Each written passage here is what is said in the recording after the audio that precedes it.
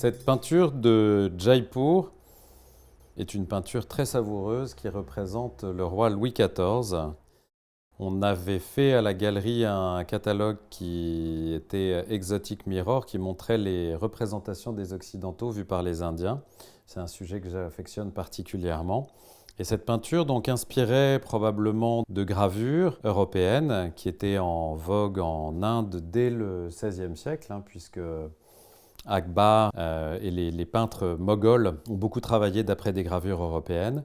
Ici, la peinture est probablement inspirée d'un portrait de Hyacinthe Rigaud de Louis XIV qui aurait circulé sous forme de gravure en Inde. Il est probable aussi qu'il y ait différentes gravures qui étaient un petit peu mélangées pour obtenir cette magnifique image de notre roi Louis XIV. C'est assez rare d'avoir des portraits comme celui-ci. Il est particulièrement réussi. Il est présenté devant une scène qui évoque évidemment Paris et la Seine. Ce sont des architectures un petit peu imaginaires. On a tout un ensemble de peintures du même groupe. La plupart conservées à la Chester Beatty Library et représentent des grandes architectures totalement exubérantes. Certaines qui représentent des lieux en Inde comme les Keepers d'Or Docks de Calcutta, avec une réinterprétation des gravures européennes, mais un thème indien et une sorte d'exubérance, une exagération totale des décors architecturaux. Ici, on voit bien la manière dont on a mal interprété certains éléments. Quand on voit la coiffe de Louis XIV, ils l'ont coiffé de fourrure, alors je pense que ça n'était pas le cas sur la gravure originelle. Il a vraiment une posture absolument parfaite, un regard très doux et le traitement assez étonné, amusant et bienveillant du visage de Louis XIV. Ici, c'est amusant, dans l'interprétation indienne des gravures européennes, on voit un détail qui est savoureux, c'est que ici, on a l'épée de James Ier qui a été mal comprise par le peintre indien et qui a voulu en faire une ceinture, un sash, comme on l'a en soie, puisque il ne connaissait pas la forme. Donc on voit ici cette épée qui se transforme en une sorte de ruban de soie. Donc ça, c'est un portrait qui lui aussi est de la fin du XVIIIe siècle et qui représente le souverain anglais James Ier. Ici, on a un portrait que j'affectionne particulièrement, qui est dans notre collection privée, et qui est un portrait qui a appartenu à Jean Soustiel, Joseph Soustiel, je crois même, et qui ensuite a été dans la collection de Pierre Le Tann, qui était quelqu'un que j'aimais beaucoup, et qui est désormais dans notre collection. C'est un souvenir de Pierre. Cette peinture est inspirée par une image produite par Nanteuil, et il y a une autre gravure d'Aubry qui est assez proche. On voit l'utilisation de l'armure, qui est spécifique, qui a été aussi réinterprétée un petit peu à la manière indienne. Et c'est une image de l'autre qui est assez bienveillante. J'aime beaucoup le traitement de la coiffe aussi, qui est un peu exubérante, on dirait une sorte d'amoncellement de vagues. C'est un portrait très plaisant.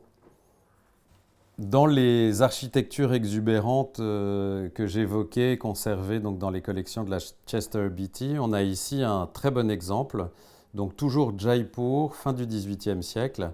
On voit la manière dont la perspective a été traitée, la présence des personnages un peu fantomatiques d'ailleurs dans le paysage, montre bien le côté un peu exubérant et un peu fou de ces peintures de Jaipur, où on a des représentations d'architecture, donc inspirées de gravures occidentales, qui sont absolument pas réalistes, mais vraiment très savoureuses, comme on a la déformation ici du paysage, ce bâtiment qui évoque un peu un fronton d'église italienne ou d'Amérique du Sud, dans laquelle on a intégré à l'intérieur une sorte d'énorme amphithéâtre avec cette façade d'église. On a des tours qui sont surajoutées, miniatures surajoutées sur des bâtiments complètement démesurés, avec des portes immenses et des fenêtres qui sont plus qu'immenses. Ça fait une image un peu surréaliste que j'apprécie beaucoup. Et toutes les peintures de ce groupe mélangent une sorte de vision rêvée de l'Occident avec des visions ou des représentations de villes indienne ou européenne. Et ce côté exagéré, qui n'est pas à l'échelle, donne une saveur toute particulière aux peintures de ce groupe.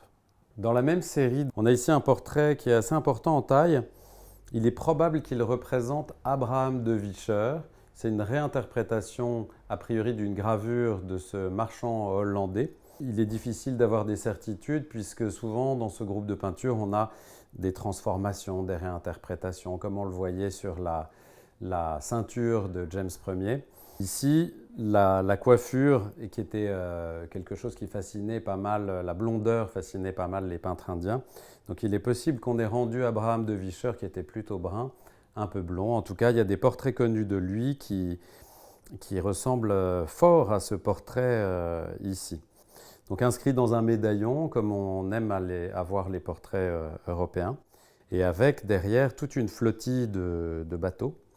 Et dans sa main, une céramique qu'on pourrait imaginer être de Delft quand on connaît les bleus et blancs chinois. Ici, on a des teintes qui ne sont pas sans évoquer les productions hollandaises de céramique. Mais c'est difficile de savoir. Et tout ça montre l'amusement qui était porté aux représentations européennes. Par exemple, on utilisait parfois des représentations d'occidentaux, souvent en habit du XVIIIe siècle, pour illustrer des textes classiques indiens comme le Kama Sutra. On peut imaginer qu'il y avait une sorte de côté sulfureux à utiliser des représentations d'occidentaux parce qu'on pouvait leur prêter des pouvoirs particuliers de cet ordre-là sur des représentations érotiques. Et comme je le disais tout à l'heure, tout ce corpus de peinture est un petit peu exubérant et souvent des réinterprétations qu'il est difficile ensuite d'interpréter correctement puisqu'elle laisse libre cours à l'imagination des peintres indiens à Jaipur à la fin du XVIIIe siècle.